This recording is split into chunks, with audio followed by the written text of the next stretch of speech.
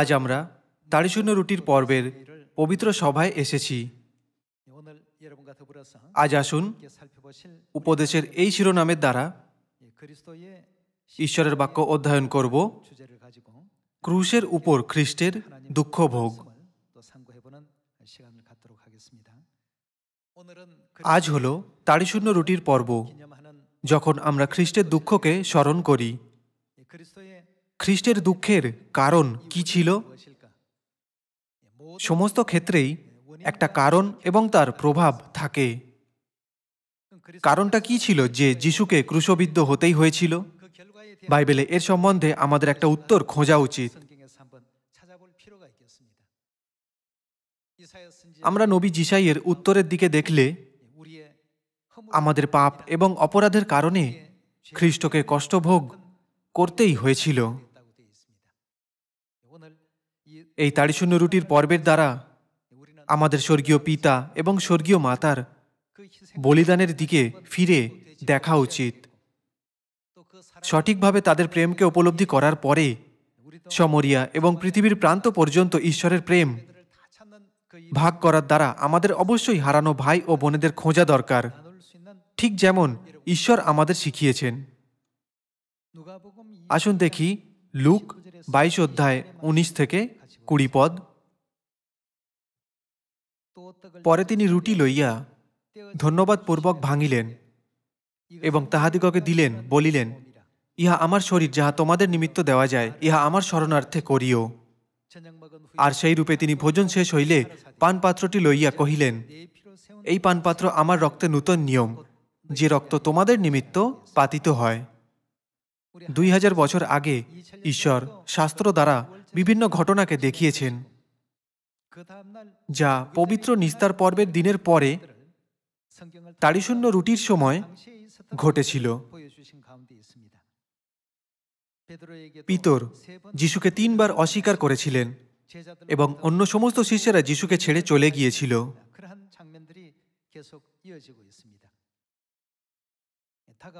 তিনি ক্রুশের উপরে যে কষ্টের মধ্যে দিয়ে গিয়েছিলেন সেই বিষয়ে চিন্তা করলে যিশু গেতসিমানি বাগানে আন্তরিকভাবে প্রার্থনা করেছিলেন, পিতো, যদি হতে পারে তাহলে এই পানপাত্র আমার থেকে সরিয়ে নিন, কিন্তু আমার ইচ্ছা নয়, আপনার ইচ্ছাই পূর্ণ হোক।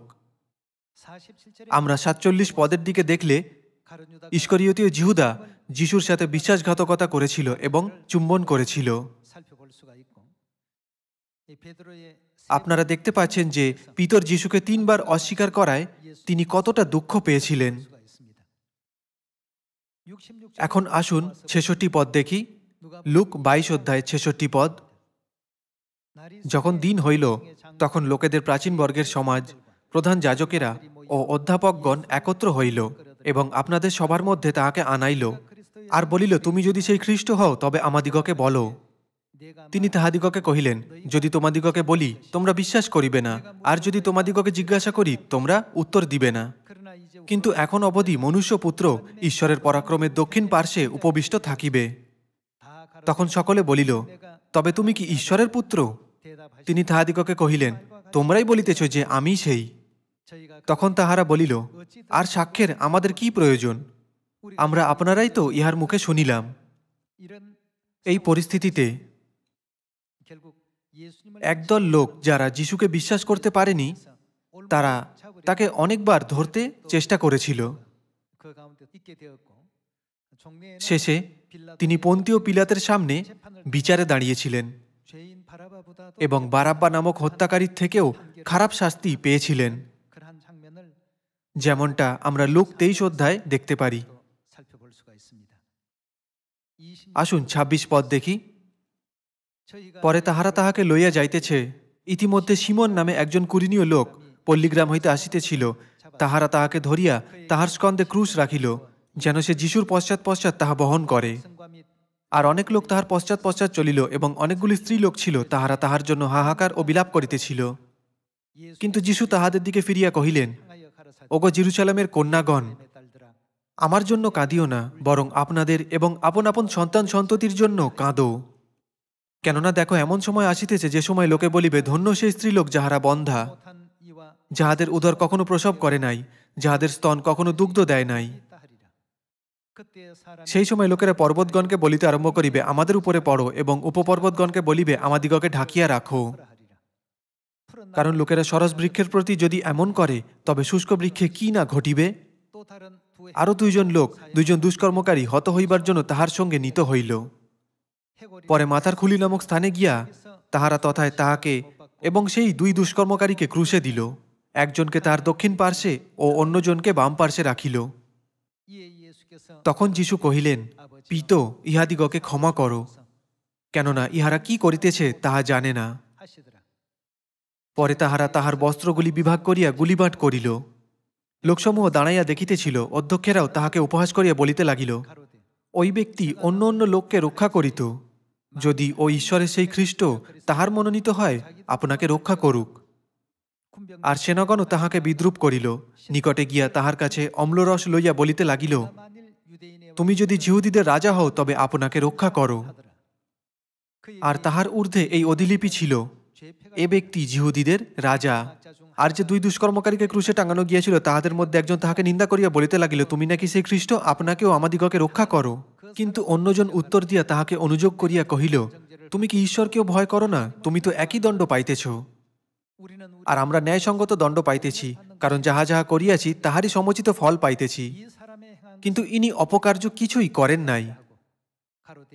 পরে সে কহিল, যীশু, আপনি যখন আপন রাজ্যে আসিবেন, তখন আমাকে স্মরণ করিবেন। তিনি তাহাকে কহিলেন, আমি তোমাকে সত্য বলিতেছি, অদ্যই তুমি পরম দেশে আমার সঙ্গে উপস্থিত হইবে। তখন বেলা অনুমান ৬ষ্ঠ ঘটিকা, আর ৯ম ঘটিকা পর্যন্ত সমুদয় দেশ অন্ধকারময় হইয়া রহিল, সূর্যের আলো রহিল না, আর মন্দিরে তিরস্করিণী মাঝামাঝি চিরিয়া গেল। আর যীশু উচ্চরবে চিৎকার করিয়া কহিলেন, পিত, তোমার হস্তে আমার আত্মা সমর্পণ করি। আর এই বলিয়া তিনি প্রাণ ত্যাগ করিলেন। ২০০০ বছর আগে এই দিনে, যেটা ছিল তাড়িশূন্য রুটির দিন, তখন যীশু সকাল ৯টায় ক্রুশবিদ্ধ হয়েছিলেন। যে সময় যীশু ক্রুশবিদ্ধ হয়েছিলেন, এটা সেই সময়ে যখন আমরা আজ সকালের আরাধনা পালন করছি। দুপুর ৩টের সময় তার মৃত্যু পর্যন্ত যীশু নিজে ক্রুশবিদ্ধের যন্ত্রণা পেয়েছিলেন। তাকে চাবুক মারা হয়েছিল এবং একপাশে তাকে বর্ষা দিয়ে বিদ্ধ করা হয়েছিল। সমস্ত প্রাণীদের দ্বারা তাকে উপহাস ও বিদ্রূপ পেতে হয়েছিল। কিন্তু তিনি এই সব কিছু সহ্য করেছিলেন, কারণ তিনি বিশ্বাস করেছিলেন যে তার বলিদান এবং কষ্টভোগ হল তার সন্তানদের রক্ষা করার একমাত্র উপায়। এটা ছিল আমাদের পিতা, যিনি নিজের মুখ না খুলে ক্রুশ বহন করেছিলেন। সমস্ত ক্ষেত্রেই একটা কারণ এবং তার প্রভাব থাকে। যখন আমরা বাইবেলে এই ফলাফলের কারণ খুঁজে পাই, তখন বুঝতে পারি যে সবকিছু এইভাবে ঘটেছিল আমাদের পাপের কারণেই। এখন আসুন যিশায়া ৫৩ অধ্যায় যাই এবং সঠিকভাবে তাড়িশূন্য রুটির পর্ব এবং খ্রিস্টের দুঃখভোগের অর্থটি বুঝি। এমন করার দ্বারা আমাদের ঈশ্বরের সন্তানদের অবশ্যই মহৎ প্রচেষ্টা করতে হবে, যাতে আমাদের বিশ্বাস বা স্বর্গরাজ্যের জন্য আমাদের আশা হারিয়ে না যায়, যাতে পিতার বলিদান এবং মাতার প্রেম কখনোই বৃথা না যায়।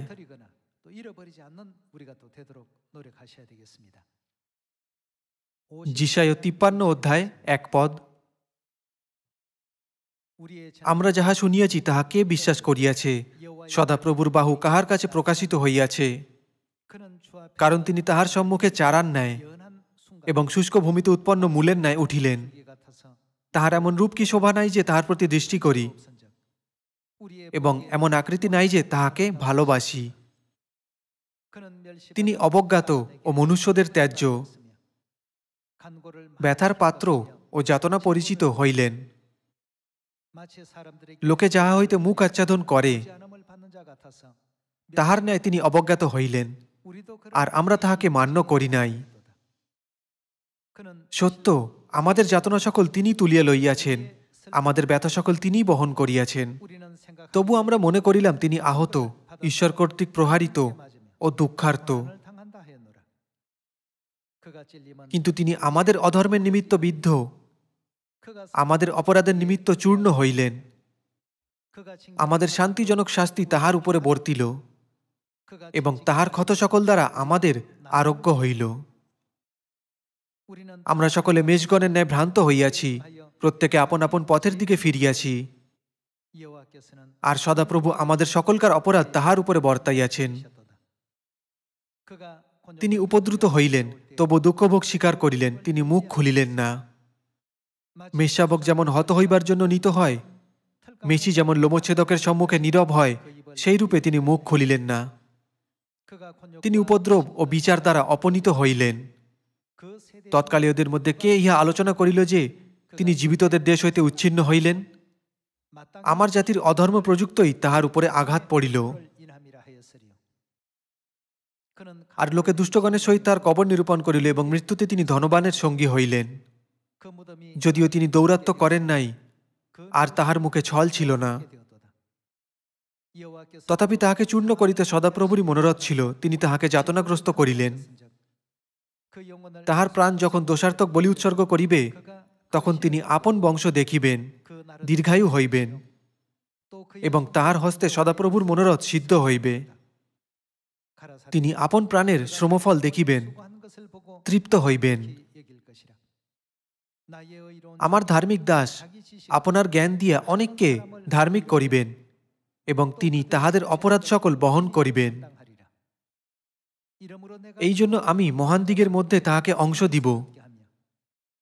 তিনি পরাক্রমীদের সহিত লুট বিভাগ করিবেন, কারণ তিনি মৃত্যুর জন্য আপন প্রাণ ঢালিয়া দিলেন। তিনি অধর্মীদের সহিত গণিত হইলেন, আর তিনি অনেকের পাপভার তুলিয়া লইয়াছেন এবং অধর্মীদের জন্য অনুরোধ করিতেছেন।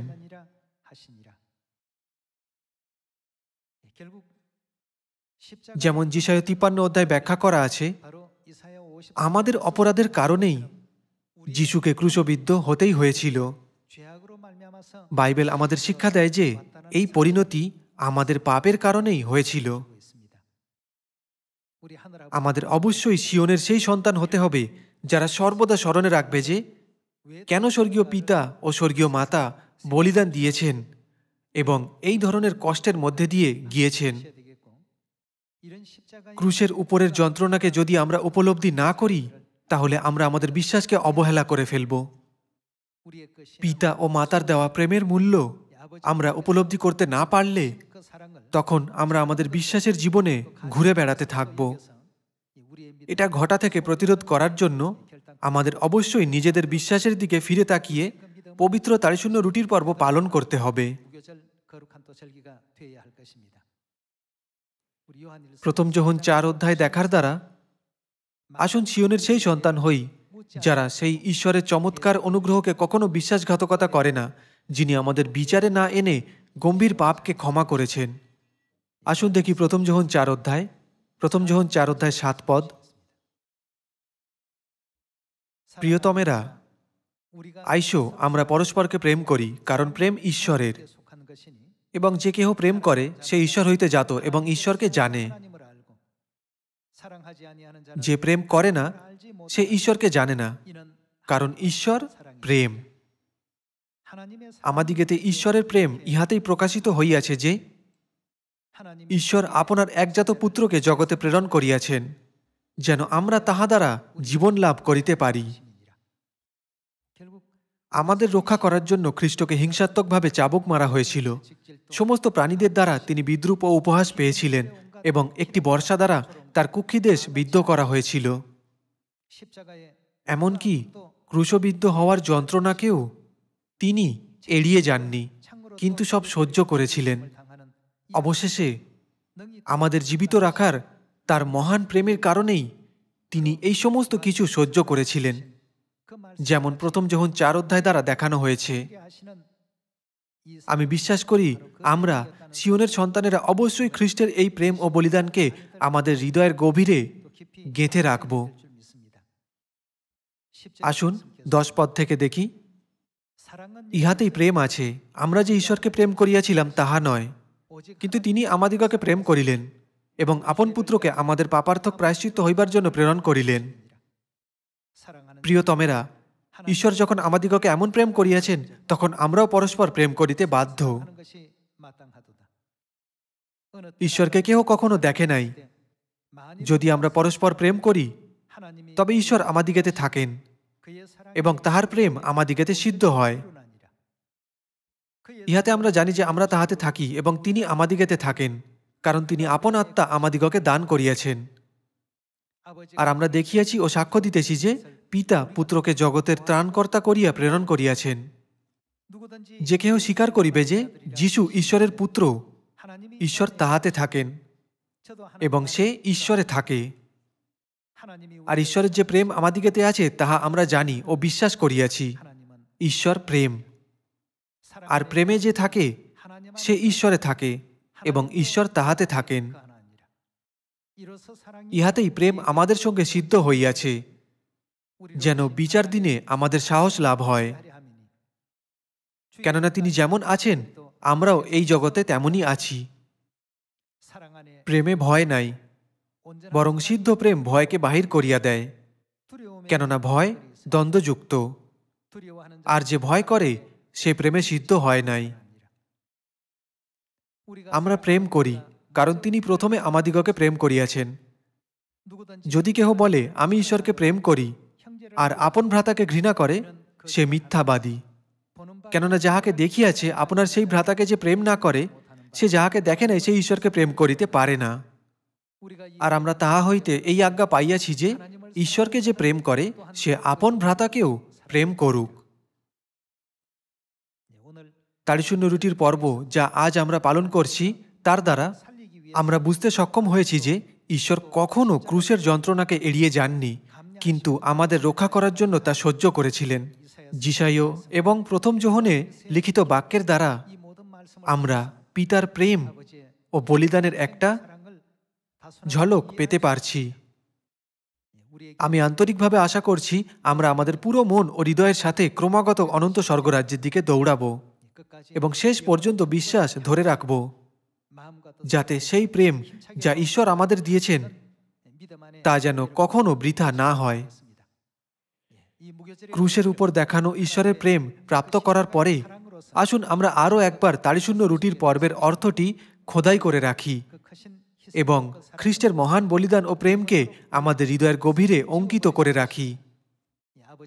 পিতা ও মাতার ইচ্ছা অনুসারে যে বিশ্ব সুসমাচারের কাজ যা মানবজাতিকে এই যুগে রক্ষা করবে, তাতে অংশগ্রহণ করার জন্য সমস্ত ভাই ও বোনেদের অনুরোধ করার দ্বারা আমি আজকের উপদেশ সমাপ্ত করছি। অনেক ধন্যবাদ।